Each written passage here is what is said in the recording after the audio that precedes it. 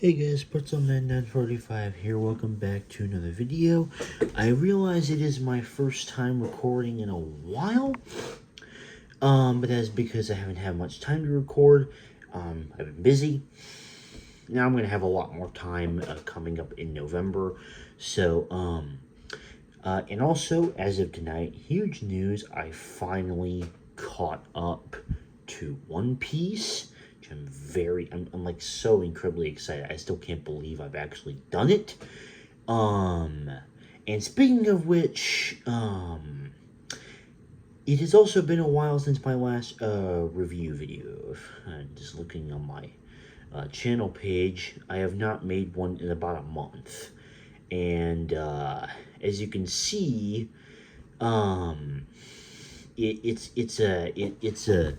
it's a tad outdated. So what I'm going to do instead is this is something I want to do anyways. I'm going to make an arc tier list, and I'm going to use this as a way to make my more in-depth thoughts on specifically Whole Cake, The Reverie, and Wano, rather than making like 3 different review parts that are all going to be like 30 minutes long, because yeah, I get more videos out that way, but I really don't feel like doing that because it like takes so much time, and also I kind of miss doing tier lists. So Romance Dawn B, I think. I think it is a great start to the series. Introduction of Luffy and Zoro, learning about Luffy's relationship with Shanks and such. Learning how devil fruits work and the general power system. I thought Captain Axeham Morgan was an interesting villain for the first couple episodes here. Yeah, I like it. Orangetown C. This didn't really do anything that wowed me. I like Buggy, I like Chushu the dog, and I also kind of like Nami's introduction. Beyond that, I didn't really care as much. Secret Village, though, that is going to be. I think I like this more than other people that I've seen make arc tier lists, and that is because I think Kuro is a really, really interesting villain. One of the more interesting ones in the East Blue, I think.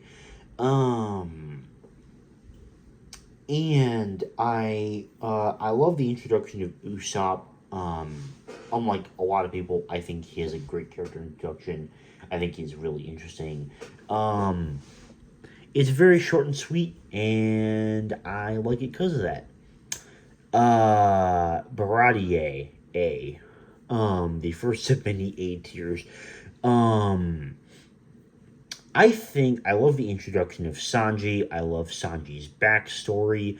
I love his relationship with Zeph. I love the introduction of Mihawk and his fight with Zoro. Amazing, iconic moment right there. Along with Mihawk being an awesome character.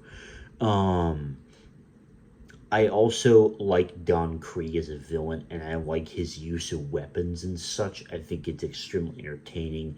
So yeah, good arc.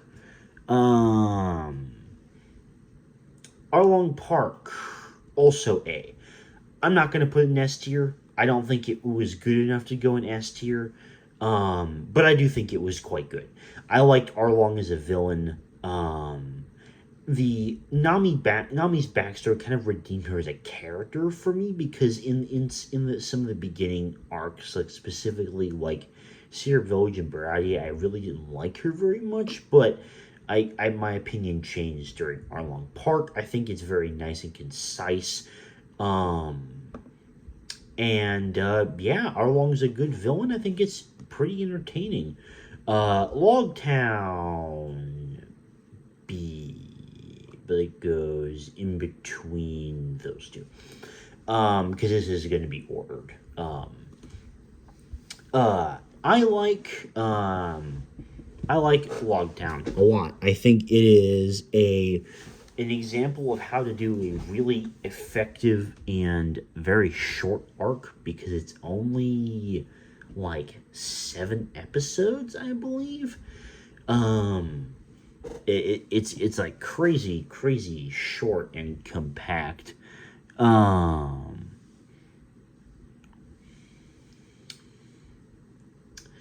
and sorry, I lost my train of thought. I love the introduction of Smoker, and I think I love the moment where Luffy is like on the stand, and it's kind of like the mirrors Gold Roger's execution. I think the idea of Logtown being where Gold Roger was born and died is a really unique idea. Um, and I like how it kind of mirrors that. And then him being saved by Dragon, introduction Dragon was super cool. And him making it look like it had divine intervention. At least I'm assuming it was Dragon because he showed up, so I'm assuming that's what saved him, but and not anything else. Um, um, I also like the individual moments that each Straw Hat gets here.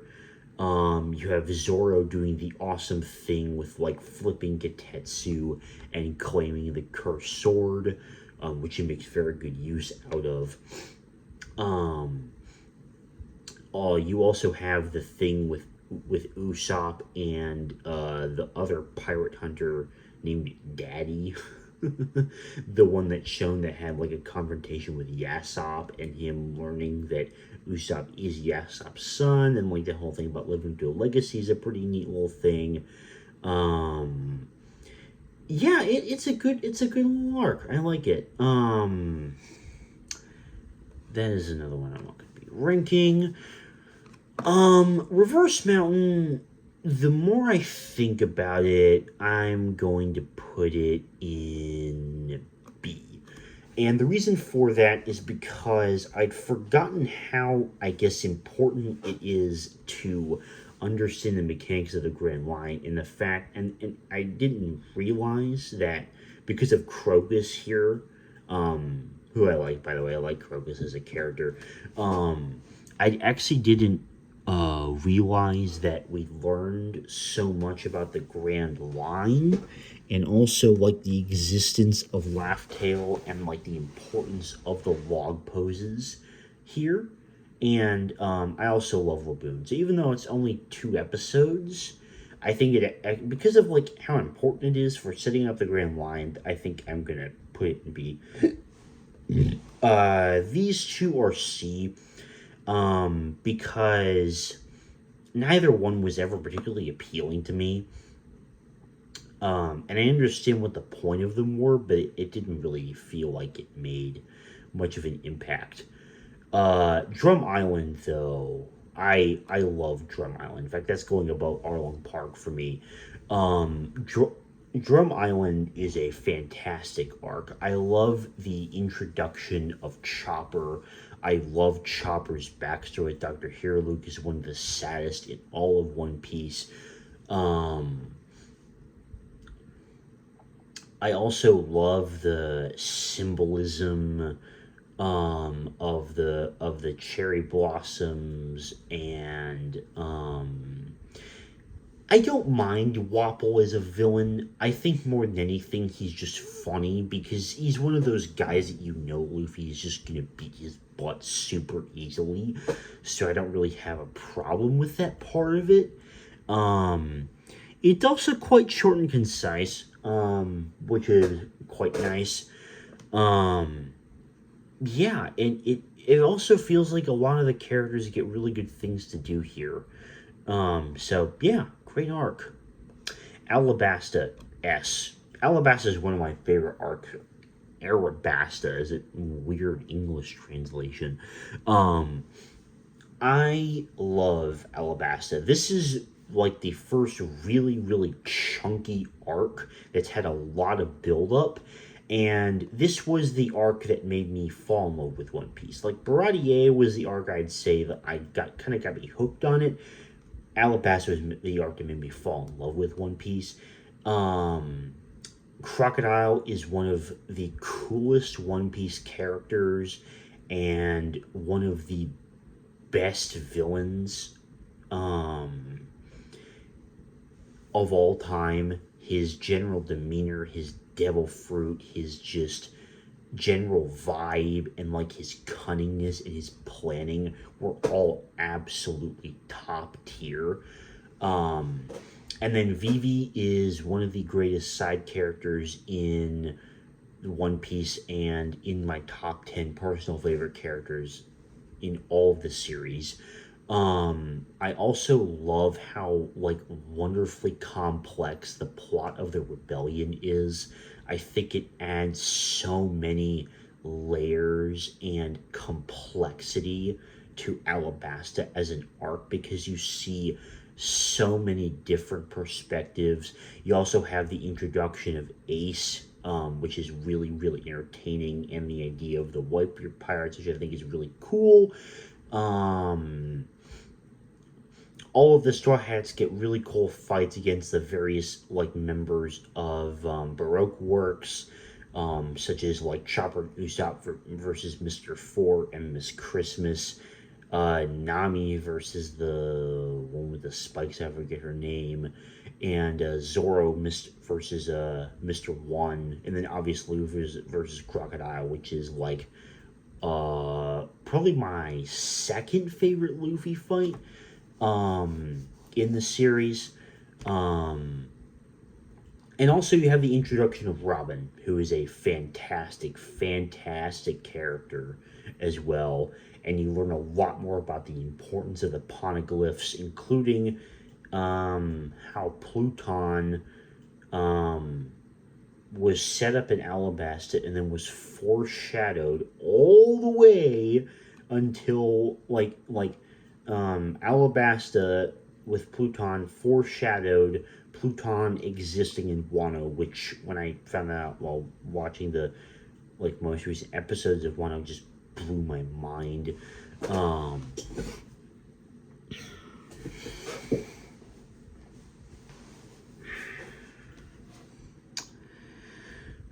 yeah, that is gonna do it for Alabasta.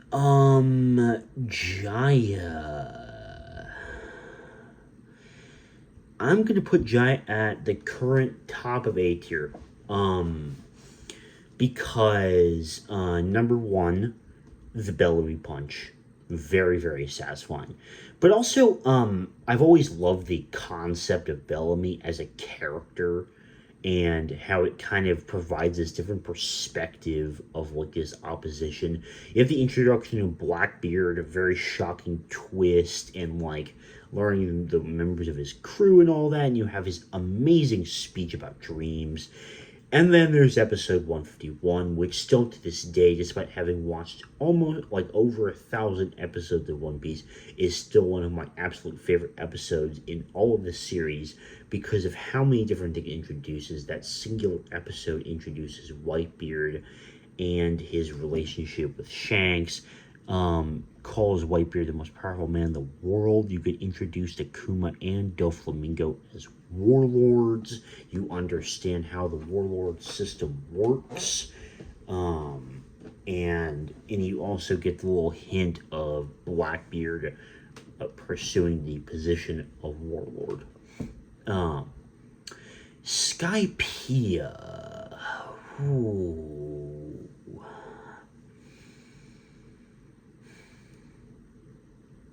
I'm gonna put it here, I think. Yeah, here. I love Eneru as a villain. I think he's extremely entertaining. I think his devil fruit is so interesting. The I also love like the general like I think probably my favorite aspect of Skypiea is just like how different and imaginative it feels, I guess. And I feel like there is so much just personality and imagination and livelihood within this location it's one of the most like imaginative locations in all of One Piece. But it's just because it's so different from anywhere else in the service world. Um, I think that a lot of the Straw Hats get entertaining fights here, especially Chopper. He gets one of his few good fights in the series here. Um, I also absolutely adore the Nolan Calgara backstory. I think it's fantastic, and I love the inspiration it takes from like Native American and explorer like meeting for the first time. I think it's so interesting. Um, and also the symbolism of Luffy ringing the bell and Luffy's battle with Eneru is really funny. Um, my, I guess, small complaints with Skypiea would be that I think it feels like the pacing is too slow because Skypiea is long. It's quite a bit longer than Alabasta. Um, but and I feel like so, like the ordeal of balls, for example, dragged on for far longer than necessary. But other than that, I think Skypiea is great. Anyone that says to skip Skypiea, they are just straight liars, and you should never believe a single opinion from them if they say to skip Skypiea or Thriller Bark, which I'll get to in a little bit. Long Wing Long Land D. Not good arc at all. Extremely unfunny. Foxy's a terrible character. And honestly, seeing Aokiji for the first time was cool, but it was not enough to save it. Water 7, not quite above Alabasta, but still S tier. I don't feel like this warrants very much explanation.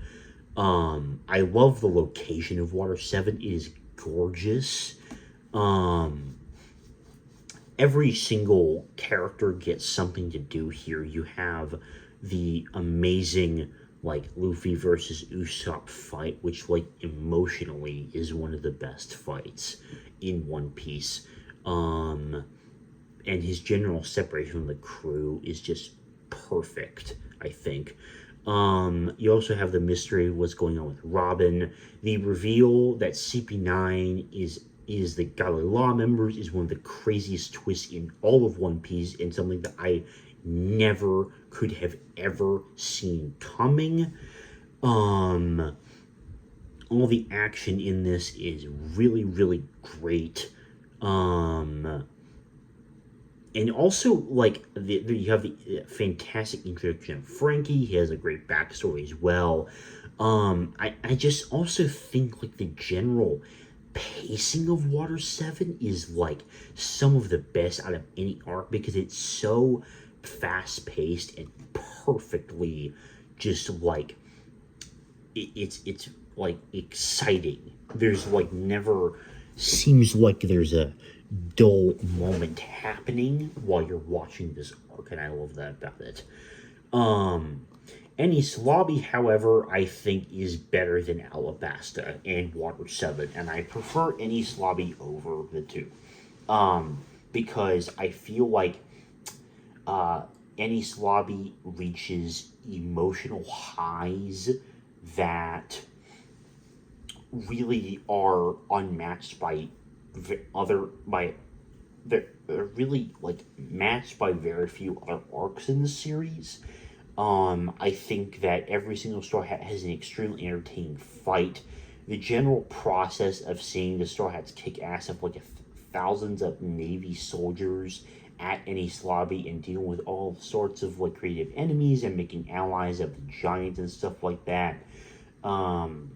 Also, I love CP9 as a villain group. I think that they're extremely entertaining, and they provide a lot of good foils to the Straw Hats as villains, such as like Nine versus Khalifa, Frankie versus that weird, blubbery guy, Luffy versus Raul Lucci, obviously, and my personal favorite, Zoro versus Kaku. I also love everything that happens on the sea train, which I feel like is often overlooked. It's like Sanji's time to shine there. Um, and that entire sequence is incredibly entertaining. You also have one of the best backstories in all of One Piece, and that is Robin's flashback. And the "I want to live" moment is still one of the greatest moments in all of the series. Yeah. Post Ennis Lobby is also going up here. This is my favorite, like, post arc in the series, bar none. Because there is so much that's accomplished here. Ace versus, as you can tell in this picture, Ace versus Blackbeard, which is currently my second favorite fight in all of One Piece. Before a certain fight, Wano would have said it was my absolute favorite because it's so awesome. And speaking of which, you have the introduction of Blackbeard's dark fruit, which is my favorite devil fruit in the entire series and has been since I watched Post Ennis Lobby for the first time. You have the introduction of Garp, and the explanation of Luffy's family, which blew my mind. You have the introduction of the Four Emperor system and the fact that Shanks and Whitebeard are two of the four emperors, which also provides so much perspective of Shanks as a character and his power level. From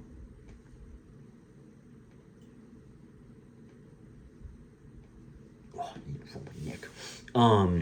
You also have the introduction of the New World entirely as a concept. You learn that Shanks and Buggy were part of Roger's crew. You have the incredibly entertaining meeting between Shanks and Whitebeard that sets up so much for the Summit War saga coming later. This arc is like basically perfect, honestly. And I feel like it is so drastically overlooked. You also have the official introduction of Frankie joining the crew and Usopp rejoining. Everything about that is fantastic. You also get to see Kobe and Helmeppo again, which is really nice. Now we get to Thriller Bark. I am putting Thriller Bark at the top of C over Orange Town. I think that Thriller Bark has some incredible moments. Everything with Kuma near the end, and the Nothing Heaven moment, obviously top tier.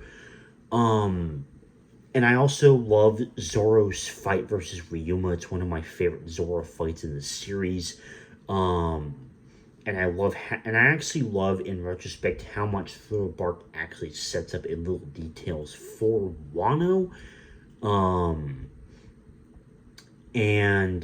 However, where I think this arc suffers is I've never liked the plot line of Nami getting married. I think Absalom is one of the worst characters in all of One Piece, and you also have one of Sanji's lowest moments where he says he wants to have the clear fruit appear at women while invisible. No, no. I'm sorry. That's not gonna work for me. I don't buy that. It's just a really dumb justification, and it's so like it's just a bad character moment for Sanji. And it sets up a lot of worse character traits, especially in the early post time skip arcs for Sanji. I really don't like. I also think the pacing is way too slow, especially around the middle and near the end. I also don't. I've never particularly liked Gecko Moria as a villain. I think he's definitely one of the weaker villains in One Piece. But it is cool to see the Straw Hats actually really teaming up for something like this for the first time. So, Sabati Archipelago. This is S tier, but where does it go in S tier? I'm gonna put it here. Yeah. I can't believe I'm above Water 7. Um, oh, that's a hard decision. Honestly, they're really close. They could go back and forth, I think. Excuse me. Because this arc has is so stacked. It has so many good things in it. To start off, you have one of the greatest gags in all of One Piece, the Duval gag that's related to Sanji's wanted poster. Um, you have the introduction of Kizaru, who I personally believe is the most powerful of all the admirals. Even being fully caught up with the series, I still believe Kizaru is the most powerful. Um, and he's also my personal favorite admiral because I love his Delver and his general personality and vibe. You also have the introduction of one of my personal favorite One Piece characters in Rayleigh, um, and learning that he was the vice captain of the Roger Pirates is crazy. And the fact he's just chilling out gambling on Sabaody and repairing ships in his free time, I think is so cool. And learning the history behind his relationship with Roger and the night of the execution, and how much you learn about Luffy as a character in the fact that Usopp and Robin are about to ask what, like all the information he clearly knows. He tells them he knows what happened during the Void Century and all this information before Luffy just shuts it all down, and you see so much of his character shine through in saying that he wants to discover it for himself. Um, and then there is the moment where they all fail essentially against Kuma. They all get sent away, and it is one of two. I've never cried at One Piece, but that moment is one of two times where I came very, very close. Um, and Sabaody is so good. It has to be S tier. Amazon Lily, I'm going to put in D. I am personally not a really big fan. I think it's interesting, the concept of like the different designs of the women, and it's also incredibly short, so it's not really impactful. But I just like. I also kind of base this on I base a lot of this on my enjoyment level throughout, and I did not enjoy myself at all while watching Amazon Lily. I was a lot more weirded out than anything else. And so for that reason, it's not as bad as Long Real Long Land, but I still would put it in D tier. I don't like it a lot. Impel Down. That is going at the very top of it. Impel Down is a fantastic, fantastic arc. Magellan is a really entertaining antagonist. You have the introduction of Jinbei, the reintroduction of Crocodile, Buggy, Mr. 3, Bon Clay, so many entertaining characters, and it's really interesting to see Luffy continuing his solo journey by using his own abilities to cultivate followers around him. You have the fantastic introduction of Ivankov, who's really entertaining as a character. Um,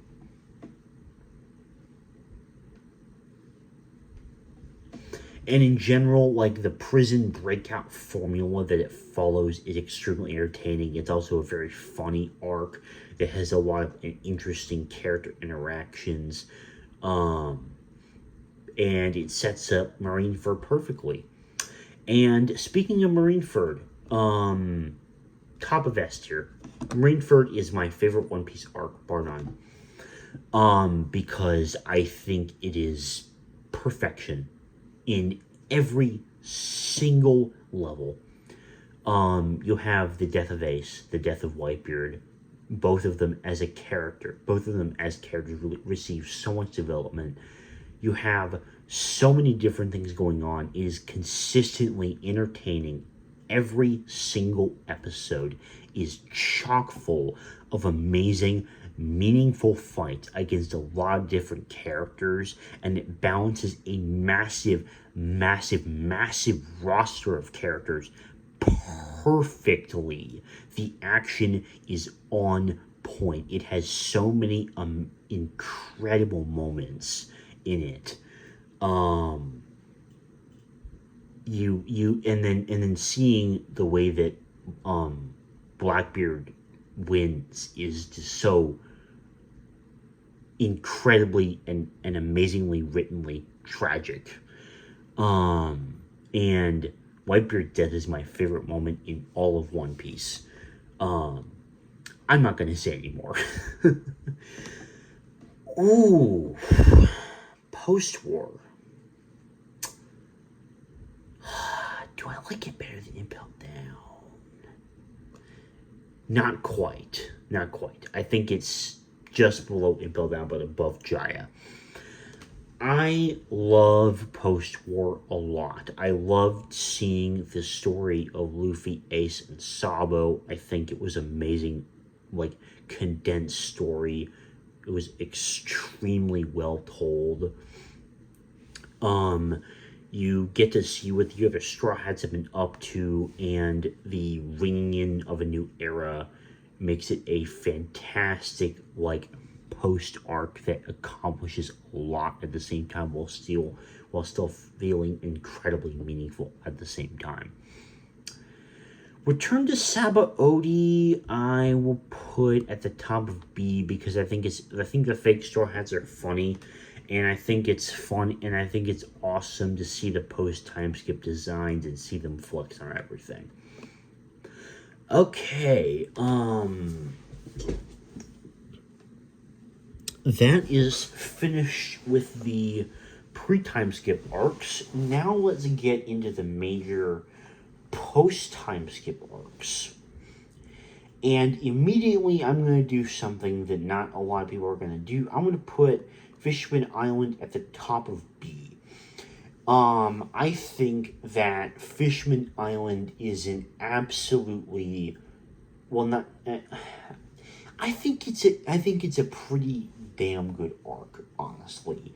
I think it is very underrated, and it's a lot better than a lot of people give it credit for, because the Fisher Tiger flashback is fantastic, and I love how much it explores the corruption of the celestial dragons, and also Queen Otohime is an amazing character. I love Shirahoshi, and I think the lore about what it reveals about Poseidon, and also the general, like, state and existence of ancient weapons is super, super interesting. And I love the bond that forms between Jinbei and Luffy. I love their argument they have about, like, what to do about Hody Jones, and the situation, and how it has to be handled delicately, which I think is really unique. But by far the biggest strength is its themes. I think it has so many strong themes that portray so well in a variety of ways. I actually think Hody Jones is a great villain because I think he represents the themes of Fisherman Island so well, and he has never felt like an Arlong knockoff because the sources of their hate are so different, and they bring up drastically different themes at the same time, which I think makes it really unique. Punk Hazard, I am going to put in here. It's C. I thought Punk Hazard was fine. I didn't really have any problems with it, but it also just wasn't really my favorite. By far the best part of this was seeing the reintroduction of Law, seeing him as a warlord, seeing him form an alliance with Luffy, and him cutting the gears is probably the hypest moment he has in all of One Piece. Maybe besides some of the stuff he does against Big Mom and Wano, but I think Caesar works okay enough as a villain. I think the history of Punk Hazard is interesting, and the fact it's the place where Akainu and Aokiji fought their battle is just, like, more interesting lore that contributes to, like, the world building and environment of it. I also love the introduction of Kinemon and Momonosuke. But I also don't really care about the Yeti brothers or like the plot about the kit children. And some of the pacing in the middle feels unnecessarily slow. So overall, it's just kind of fine. Ooh, Dressrosa. Very bottom of S here.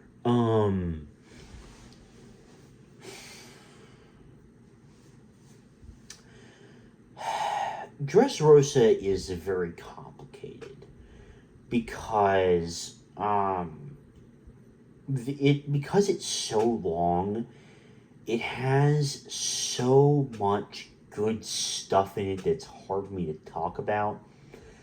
I recommend watching my reviews of Dressrosa because in there I'm able to go a lot more in depth because of how chunky this arc is. Um, but Doflamingo is the best One Piece villain. Um, because in general I love his like state of unpredictability and and his fight versus Luffy versus Doflamingo is my personal favorite Luffy fight, mostly because of what it represents. I love like what we learn about the significance of the Will of D being the fact that they are people who defy gods, and the symbolism between Luffy being one of those and Doflamingo considering himself a god essentially. Is just makes it really interesting. I love his devil fruit. I didn't really have a problem with the birdcage. I thought it was perfectly fine. I loved Law and Doflamingo's backstories. Law in particular is like tied with Robin for the best backstory in One Piece. Um and I love the Coliseum fights. I think it's something really interesting that introduces a lot of really interesting side characters. Um, Especially Rebecca. Rebecca is a standout character from this arc, and Kairos as well. The entire relationship between them, and also how it's related to the Dark Passage Dressrosa is really interesting. Um, a lot of the characters get really interesting fights here too. I love Zoro versus Pika. It's very funny. Frankie versus Senor Pink is also another personal favorite because that's just a really funny and entertaining fight. You have Kairos versus Diamante for revenge, which is very satisfying. You have Usopp um, becoming God Usopp, which is an amazing gag, but also he unlocks observation Haki for the first time and uses that to defeat Sugar. You have the introduction of Kanjuro, uh, um, who I will have a lot more to say about when we get to Wano. And yeah, there is so much in this arc. I knew talk about Gear 4, but like, um, I do think the pacing is mostly near the very end. Mostly because I didn't really feel like there had to be like 16 episodes after Luffy defeated Doflamingo.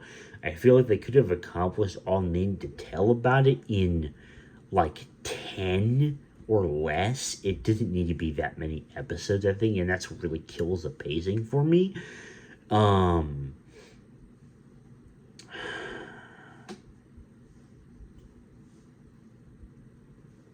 so for that reason, it's a very long rest here.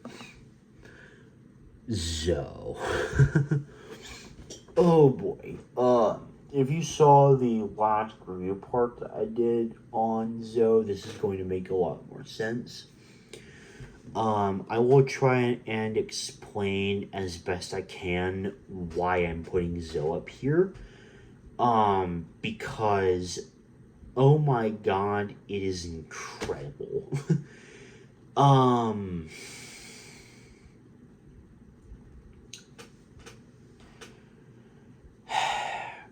Zoe is, well, for one, it is my favorite location in all of One Piece in terms of like the idea of Zunisha being this 1,000-year-old elephant and how it's connected to the lore and having and having this entire civilization on the back of it is so incredibly fascinating to me. The Minks as a people are incredibly interesting. You have the revelation of the road poneglyphs and also the Kozuki clan being the ones that actually made the poneglyphs in the first place, which was crazy. You learn so much about the log poses and what leads to Laugh Tale. It's so important for that reason. And then the Raizo is safe moment, which is something that I will say, you don't expect it to hit hard, but it really does. But it's also not for the reasons that you would expect. And that's because there's so much built up. It's like Raizo's not here, Raizo's not here, and then it's just kind of like this sudden reversal that just kind of it caught me off guard. I think is the best thing about it, is because it caught me off guard so hard. Just because of how much buildup had happened. It was the last thing I was expecting, I guess. And in general, Zoe in my mind is like what encompasses the perfect One Piece arc.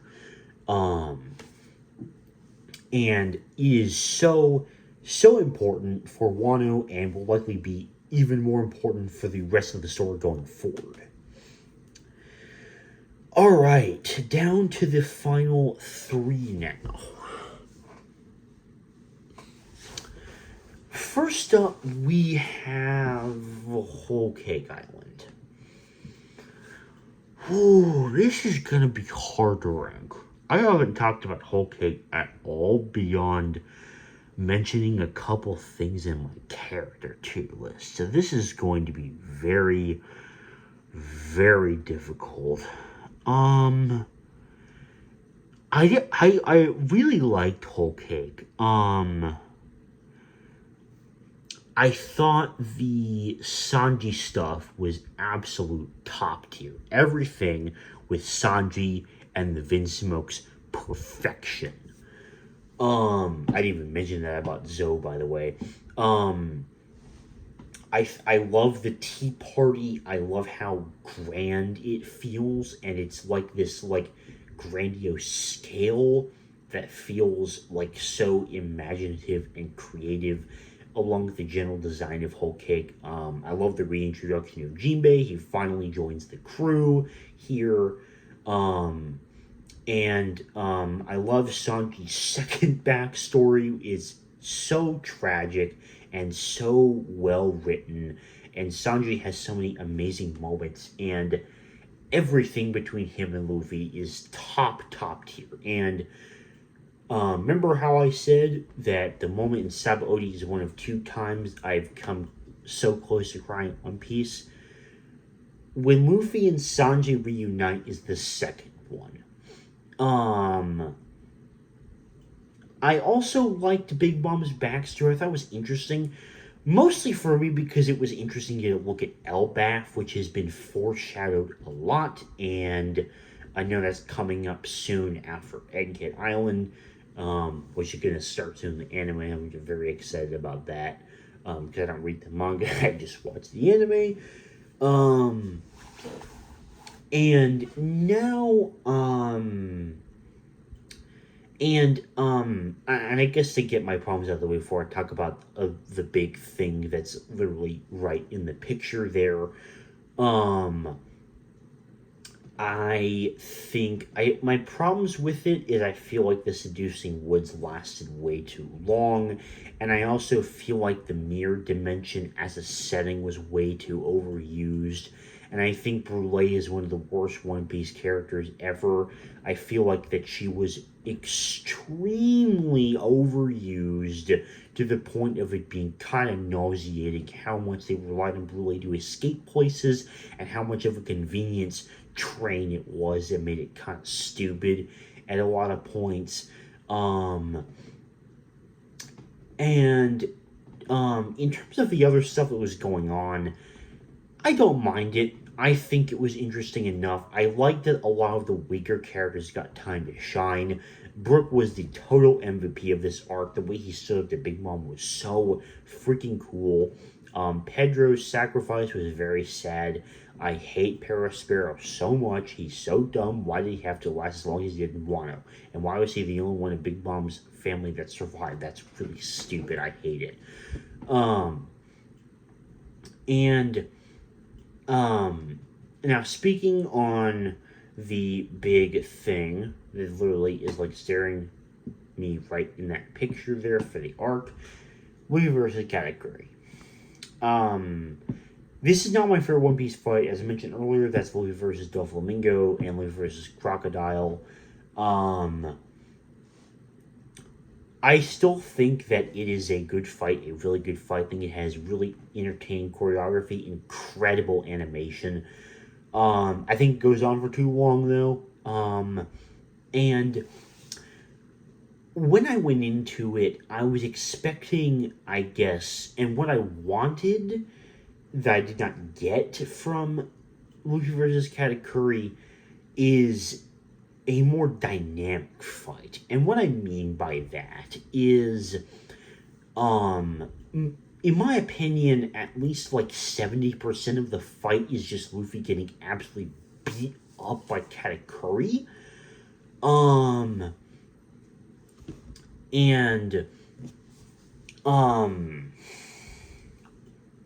Until he managed to unlock Future Sight, and then he busts out Sigma and beats Katakuri's ass, basically.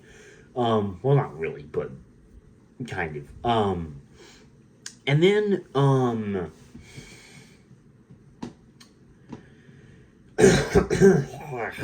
need some water.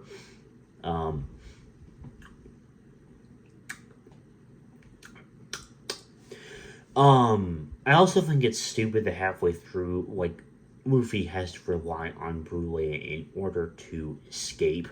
I think that's really dumb plot point. Oh my god, I'm gonna die without water. I can't pause this recording, so I'll be right back.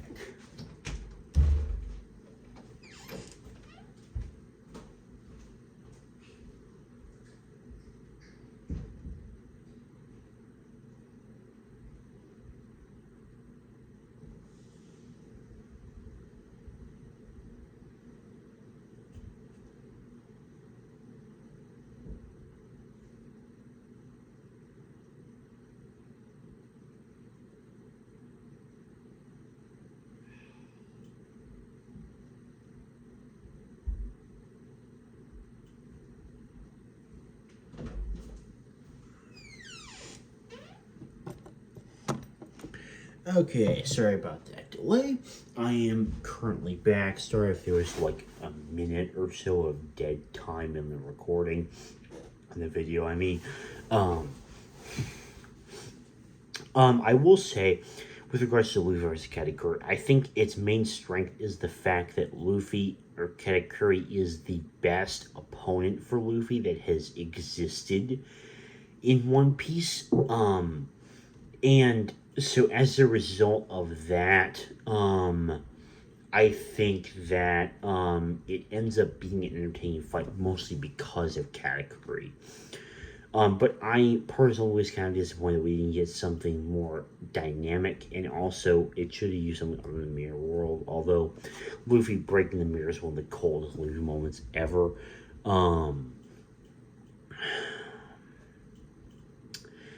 Now, where do I want to put it? Considering all of the things I have just talked about, I don't think that it goes in B tier. I think it's better than that. I think it goes at least A.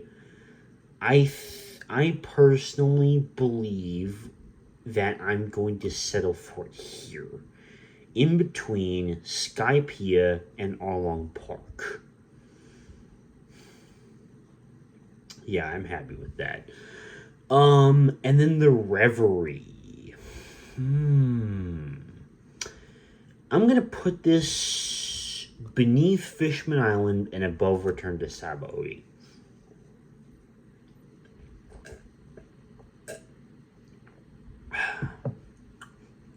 And the primary reason I'm doing that is because I think there was a lot of crazy shit that happened in Reverie, but it's nothing compared to something like Jaya or Post Enies Lobby, which is why it's down there.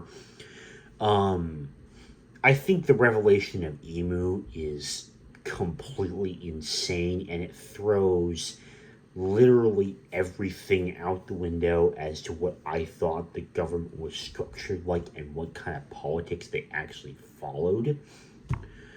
Um,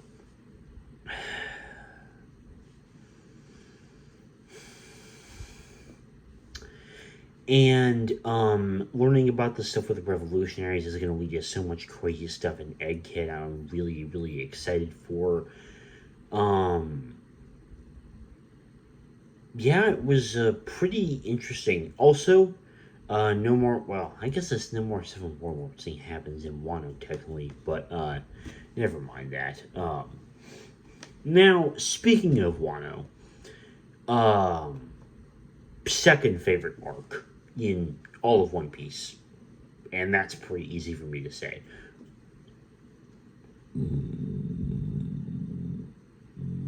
Um, because I feel like um Wano being so long, it is so incredibly stacked.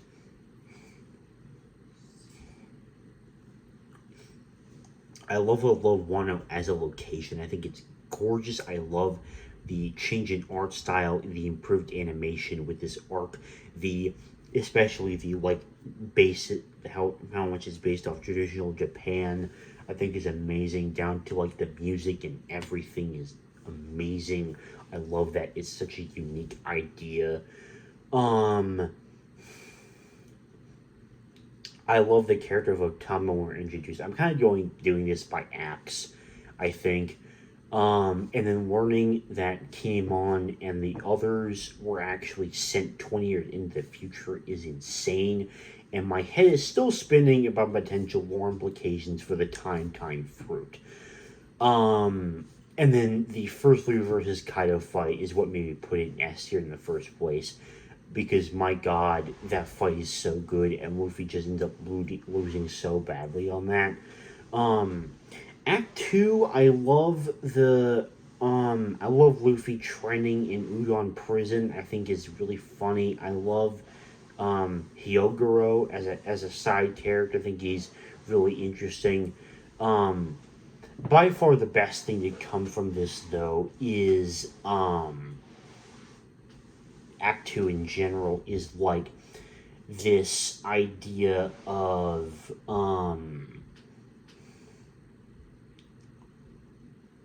Tonoyasu's sacrifice and the revolution and the revelation, I mean, of the smile fruits and how cruel and barbaric they are as an invention period. Um and man, it's something that'll stick me for a while. I think that heartbreaking image of the people laughing when Tonoyasu gets shot, even though they're actually crying, but they can't do that because of the smile fruits. Um, Also, Orochi, I think, is the most hateable character in One Piece. He is my most hated character. Not my least favorite, but my most hated. Definitely. Because he's a complete and heartless bastard. Who doesn't care about anything else except for himself. Um, and then we get to, the raid on Onigashima, which is fantastically executed. It has so many different moving parts, which makes it really interesting. They have a ton of different fights. Um, Luffy versus Kaido is amazing. I love the roof piece. I love the combination of so many different other characters working together. Which is the Akazaya Samurai. My boy Marco put in the work. Um, I love the introduction of Yamato. Absolutely incredible character. Kaido is a good enough villain for what the arc is serving to be. Um, I love Sanji's fight with versus Queen, and Zoro versus King is my new favorite fight in all of One Piece. Um,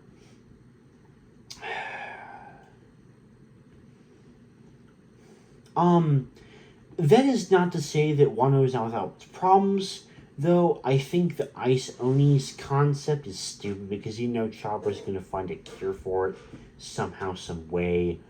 Um, Hawkins kept reappearing is dumb. He should have died way earlier. Um,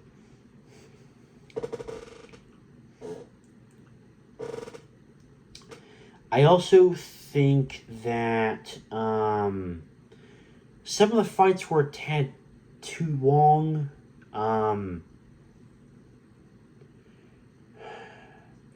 Which could kind of kill the pacing at times, in my opinion.